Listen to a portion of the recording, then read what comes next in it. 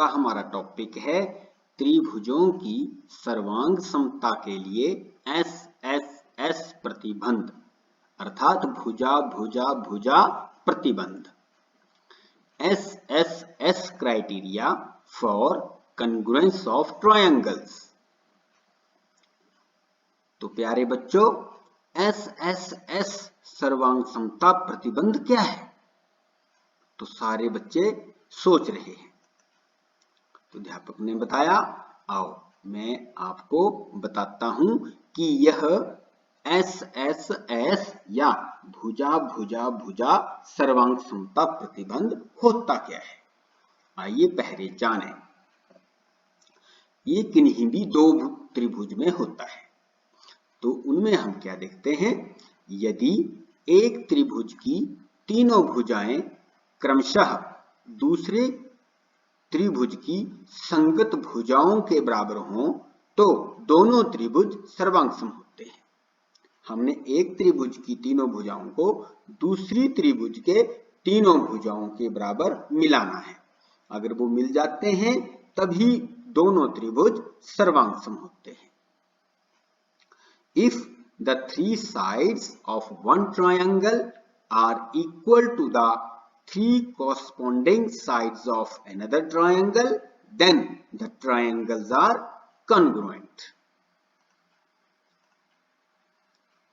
So, आइए हम देखते हैं, एक त्रिभुज ड्रॉ करते हैं। इस त्रिभुज ABC में AB भुजा है 4.9 सेंटीमीटर, BC भुजा है 4.5 सेंटीमीटर और AC भुजा है 5.7 सेंटीमीटर। और उसी प्रकार दूसरी त्रिभुज, एक भुजा है PQ 5.7 और दूसरी भुजा QR 4.9 और तीसरी भुजा PR 4.5 सेंटीमीटर। तो इस प्रकार त्रिभुज ABC और त्रिभुज PQR हमारे पास है। आप इन दोनों त्रिभुज का अवलोकन कीजिए। तो बच्चे दोनों त्रिभुज को ध्यानपूर्वक देखते हैं। इन दोनों त्रिभुज की भुजाओं को इस प्रकार मिलाइए कि एक त्रिभुज दूसरी को ढक ले।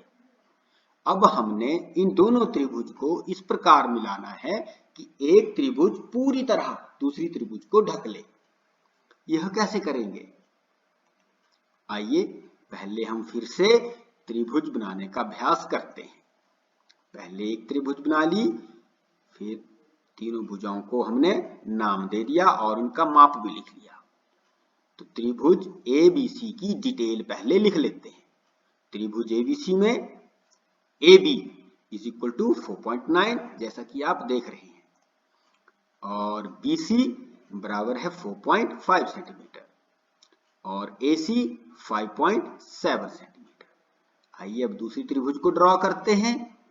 त्रिभुज PQR, इसकी भी डिटेल लिख लेते हैं। त्रिभुज PQR में QR 4.9 सेंटीमीटर, PR 4.5 सेंटीमीटर और PQ 5.7 सेंटीमीटर।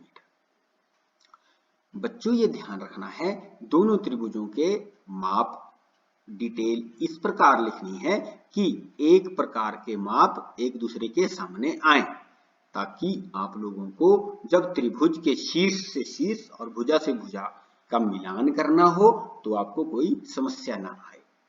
इसलिए मैंने माप के अनुसार ही दोनों त्रिभुज की भुजाओं को लिखा है। आइए अब फिर से हम देखते हैं कि इनके शीर्ष को कैसे मिलाते हैं, इन त्रिभुजों को कैसे मिलाते हैं। फिर से त्रिभुज ड्रॉ करते हैं और त्रिभुज के नाम और उनके माप लिखते हैं। त्रिभुज PQR, इसकी भुजाओं के माप। और अब हम दोनों त्रिभुज को एक साथ देखेंगे। पहले हमने दोनों त्रिभुज की भुजाओं को अलग अलग देखा, अब एक तरह से देखेंगे। ये देखिए त्रिभुज ABC में और PQR में, AB और QR दोनों 4.9 सेंटीमीटर। ये देखिए AB और QR दोनों 4.9 सेंटीमीटर और ये दोनों भुजाएं आपस में मिल सकती हैं। AB को हम QR के भुजा के ऊपर रखेंगे तो ये एक दूसरे को ढक लेगी, क्योंकि दोनों के माप बराबर हैं। इसी प्रकार BC और PR 4.5 सेंटीमीटर। BC भुजा को हम PR भुजा पर रखेंगे तो यह भी पूरी तरह एक दूसरे को ढक लेगी। उसी प्रकार AC is equal to PQ is equal to 5.7 centimetre. तो AC और PQ भी एक दूसरे को ढक लेंगी। अब देखिए, जब ये भुजाएं ढकेंगी तो इनके शीर्ष भी एक दूसरे से मिल जाएंगे। तो A से त्रिभुज ABC की भुजा, त्रिभुज ABC का शीर्ष A और त्रिभुज PQR का शीर्ष Q आपस में मिलेंगे। देखिए A और Q। उसी प्रकार ABC का शीर्ष C और PQR का शीर्ष P आपस में मिलेगा। ये देखिए C और P। और जब तीसरा शीर्ष बच गया, शीर्ष B और शीर्ष R, ये एक दूसरे से मिलेंगे। जब इस प्रकार मिल जाएंगे तो ये दोनों त्रिभुजें सर्वांगसम बन जाएंगी। आइए देखें, दोनों त्रिभुज को रख लिया हमने। अब ध्यान से देखेंगे। ये देखिए, बच्चा भी ध्यान से देख रहा है। पहले हम इस त्रिभुज के इसके पास लाएंगे, फिर इसे घुमाना शुरू कर देंगे। ये देखिए, घुमाना शुरू कर दिया। ये देखिए, घूमी घूमी और देखो, एक त्रिभुज दूसरी त्रिभुज के पूरी तरह उसने ढक लिया है। और शीर्ष P और शीर्ष C मिल गए हैं, शीर्ष A से शीर्ष Q मिल गया है और शीर्ष B से शीर्ष R मिल गया है। इसी प्रकार हम त्रिभुजों को सर्वांगसम करते हैं। ये देखिए, त्रिभुज ABC और PQR में ये एक्सरसाइज फिर से मैं आपको करवा रहा हूं, ताकि आपको कोई भी डाउट आपके मन में ना रहे। ये देखिए, A से मिला Q और B से मिला R और C से मिला P। तो इस प्रकार त्रिभुज ABC सर्वांगसम है त्रिभुज QRP। तो त्रिभुज PQR नहीं आपने लिखना है यहाँ, क्योंकि AB भुजा किसके बराबर है? QR। ये देखिए, AB बराबर है QR, फिर BC बराबर है PR, BC बराबर है PR, ये PR, और AC बराबर है PQ। AC पहले और तीसरे नंबर पर है, A और C। उसी प्रकार PQ पहले और तीसरे नंबर पर। तो इस प्रकार हमने शीर्ष से शीर्ष और भुजा से भुजा को मिलाकर ही सर्वांगसमता लिखनी होती है। आइए एक और प्रश्न हम करें। ये आपकी अभ्यास पुस्तिका का एक प्रयास कीजिए का प्रश्न है। ये त्रिभुज, दोनों त्रिभुज देखिए एक साथ जुड़े हैं, त्रिभुज ABD और त्रिभुज ACD।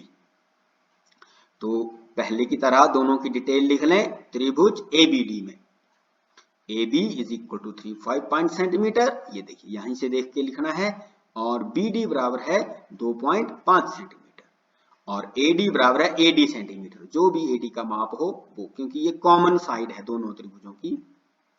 अब त्रिभुज ACD में AC is equal to 3.5 centimetre, CD is equal to 2.5 centimetre और AD is equal to 80 centimetre. तो दोनों त्रिभुजों में अब हम देखेंगे। पहले की तरह मैंने त्रिभुज के एक जैसी भुजाओं के माप एक दूसरे के सामने लिखे हैं। अब जब दोनों में देखेंगे तो क्या आया? AB बराबर है AC इज इक्वल टू 3.5 और BD और CD 2.5। इन भुजाओं को एक दूसरे पर रखेंगे तो ये एक दूसरे को ढक लेंगी। AD is to AD। तो त्रिभुज ABD सर्वांगसम है त्रिभुज ACD। ये देखिए, AB बराबर है AC, यहां से लग रहा है पता। ये देखिए, AB बराबर है AC और BD बराबर है CD। BD और CD देखिए दूसरे और तीसरे नंबर पर। फिर AD बराबर है AD, पहला और तीसरा नंबर, AD पहला और तीसरा नंबर, AD। इस प्रकार हमने सर्वांगसमता को लिखना होता है। तो प्यारे बच्चों, अब आप त्रिभुजों की सर्वांगसमता ज्ञात कर सकते हो? बच्चों ने कहा जी हां सर। अब हम त्रिभुजों की सर्वांगसम भुजाओं को मिलाकर SSS सर्वांगसमता ज्ञात कर सकते हैं। बहुत अच्छे बच्चों, तब आज की कक्षा यहीं पर समाप्त करते हैं। Thanks for watching this video.